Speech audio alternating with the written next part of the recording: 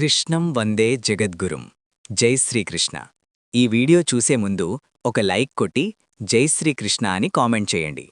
హిందూ మతంలో కార్తీక మాసం, మాఘమాసం, శ్రావణమాసంతో పాటు ప్రతి నెలకు ఏదో ఒక ప్రత్యేక ప్రాధాన్యత ఉంటుంది. అలాగే ధనుర్మాసానికి ఆధ్యాత్మిక పరంగా ఎంతో ప్రాముఖ్యత ఉంది. ఈ మాసంలో ఉదయం సాయంత్రం ఇంటిని శుభ్రం చేసి దీపారాధన చేయడం వల్ల ధనలక్ష్మీ కటాక్షం లభిస్తుంది. ఈ నెలలో శ్రీ మహావిష్ణువుకు ప్రత్యేక పూజలు చేస్తారు. ఆగమశాస్త్రం ప్రకారం ధనుర్మాసంలో నెల రోజులపాటు వైష్ణవ ఆలయాలతో పాటు తిరుమలలో సుప్రభాతం బదులు తిరుప్పావై గానం చేస్తారు. ఆండాల్ పూజ, తిరుప్పావై పఠనం, గోదాదేవి కళ్యాణం వంటి ప్రత్యేక కార్యక్రమాలను ఘనంగా నిర్వహిస్తారు.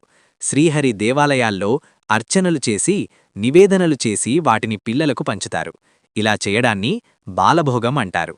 ఈ సందర్భంగా ధనుర్మాసం విశిష్టతలేంటి, ఈ మాసంలో చేయాల్సిన, చేయకూడని పనులేంటో ఇప్పుడు తెలుసుకుందాం. ధనుర్మాసం ఎప్పటివరకంటే ఈ ఏడాది డిసెంబర్ 16న సూర్యుడు ధనస్సు రాశిలోకి ప్రవేశించాడు. అప్పట్నుంచి ధనుర్మాసం ప్రారంభమైంది. వచ్చే ఏడాది జనవరి 14వ తేదీన మకరంలోకి ప్రవేశించనున్నాడు. ఆ సమయంలో ధనుర్మాసం ముగియనుంది. ఈ పవిత్రమైన సమయంలో శ్రీ మహావిష్ణువుకు ప్రత్యేక పూజలు నిర్వహిస్తారు. ధనుర్మాస విశిష్టత. ధనుర్మాసంలో విష్ణుమూర్తి ఆలయాలతో పాటు ఇతర దేవాలయాల్లో పండుగ వాతావరణం నెలకొంటుంది. శ్రీహరికి ప్రీతికరమైన మాసం కావడం వల్ల వైష్ణవులు ధనుర్మాస వ్రతం ఆచరిస్తారు. పురాణాల ప్రకారం గోదాదేవి ధనుర్మాసమంతా శ్రీ మహావిష్ణువు వ్రతం చేపట్టి స్వామిని కీర్తించింది. ధనుర్మాసమంటే దివ్య ప్రార్థనకు అనువైన మాసమని అర్థం. ఈ మాసంలో సూర్యదేవుడు, వైష్ణవ ఆలయాలు సందర్శించడం వల్ల శుభఫలితాలొస్తాయి. ధనుర్మాసంలో ఉదయం సాయంత్రం దీపం వెలిగించడం వల్ల లక్ష్మీదేవి అనుగ్రహంతో పాటు దరిద్రం దూరమవుతుందని పండితులు చెబుతారు.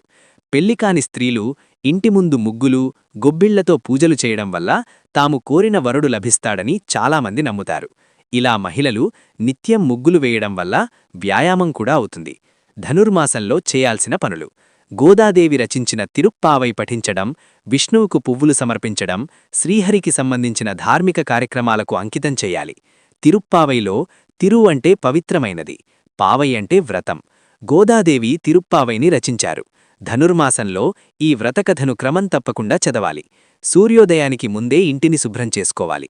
ధనుర్మాసంలో మొదటి పక్షం రోజులు సూర్యోదయానికి ముందు పూజా కార్యక్రమాలు, రెండో పక్షం రోజులు సూర్యోదయం తర్వాత పూజలు నిర్వహిస్తారు. ధనుర్మాసంలో మహిళలు కాత్యాయనీ వ్రతం, ధనుర్మాస వ్రతాన్ని ఆచరించాలి. ఈ మాసంలో వచ్చే మోక్షదా ఏకాదశి ఏడాదిల చివరి ఏకాదశి కనుక ఉపవాస దీక్ష, వ్రతాన్ని ఆచరించాలి. ధనుర్మాసంలో చేయకూడని పనులు: ఈ మాసంలో వచ్చే వైకుంఠ ఏకాదశికి ఎంతో ప్రాముఖ్యత ఉంది. అయితే చివరి ఏకాదశి కారణంగా వివాహం, నామకరణం, కొత్త ఇంట్లోకి ప్రవేశం వంటి శుభకార్యాలను ఖచ్చితంగా వాయిదా వేసుకోవాలి. ధనుర్మాసంలో వివాహం చేసుకుంటే వైవాహిక జీవితంలో కొన్ని అడ్డంకులు ఎదురుకావచ్చు. ఈ సమయంలో కొత్త ఇంట్లోకి ప్రవేశిస్తే కొన్ని ఇబ్బందులు ఎదురవుతాయి. నామకరణ కార్యక్రమాలు నిర్వహిస్తే పిల్లలకు సురక్షితమైన భవిష్యత్తును అందించకపోవచ్చు. అందుకే ధనుర్మాసంలో శుభకార్యాలకు దూరంగా ఉండటం మంచిదని పండితులు చెబుతున్నారు. ఇవ్వకూడని వస్తువులు: నూనె దానం ఆరోగ్య నష్టానికి కారణమవుతుందని నమ్మకం. ఉప్పు ఇంట్లో ఐశ్వర్యం తగ్గుతుందని భావిస్తారు. ఇనుప వస్తువులు కలహాలకు, అశాంతికి కారణమవుతాయని నమ్మకం. నల్ల తిలలు, నల్ల నువ్వులు పితృకార్యాలకు సంబంధించినవి కాబట్టి నివారించాలి. పాత, చిరిగిన బట్టలు ధనుర్మాసంలో శుభం కాదని చెబుతారు. పాదరక్షలు, చెప్పులు దుఃఖానికి సంకేతమని భావిస్తారు. వంటకు వాడిన పాత్రలు శుభకార్యాలకు అనుకూలం కాదు. ఖాళీ పాత్రలు దారిద్ర సూచకమని నమ్మకం. ఇవ్వవలసిన శుభదానాలు: అన్నం, గోధుమలు, బియ్యం, పాలు, పెరుగు, నెయ్యి, తెల్లబట్టలు, పసుపు, కుంకుమ, పళ్ళు, దీపానికి నూనె లేదా నెయ్యి. ధనుర్మాసం రోజువారీ పూజా విధానం: ధనుర్మాసంలో ప్రతిరోజు బ్రాహ్మీ ముహూర్తంలో అంటే ఉదయం 4 నుంచి 5:30 మధ్య లేవాలి. లేచిన వెంటనే మనస్సులో శ్రీ మహావిష్ణువును స్మరించి కేశవాయ నమః, నారాయణాయ నమః అని జపించాలి. ఈ సమయంలో చేసే స్మరణ ఎంతో శుభకరం. అనంతరం గోరువెచ్చని నీటితో స్నానం చేయాలి. స్నానం చేసే ముందు గంగే చ యమునే చైవ అనే శ్లోకం జపిస్తే స్నానం పవిత్రమవుతుంది. శరీరం, మనస్సు శుద్ధి కావడమే ఈ స్నానం ఉద్దేశ్యం. స్నానం తర్వాత పూజాస్థలాన్ని శుభ్రం చేసుకోవాలి. పూజగదిని ఊడ్చి తుడిచి పసుపు నీటితో శుద్ధి చెయ్యాలి. దారి ముందు పూజగది దగ్గర ముగ్గు వేయడం ధనుర్మాసంలో చాలా శుభకరం. పూజాస్థలంలో నెయ్యి దీపం లేదా నువ్వుల నూనె దీపం వెలిగించాలి. దీపం వెలిగించే సమయంలో శుభం కరోతి కళ్యాణం అనే శ్లోకం చెప్పుకుంటే ఇంట్లో శాంతి, శుభం విలిస్తాయని నమ్మకం.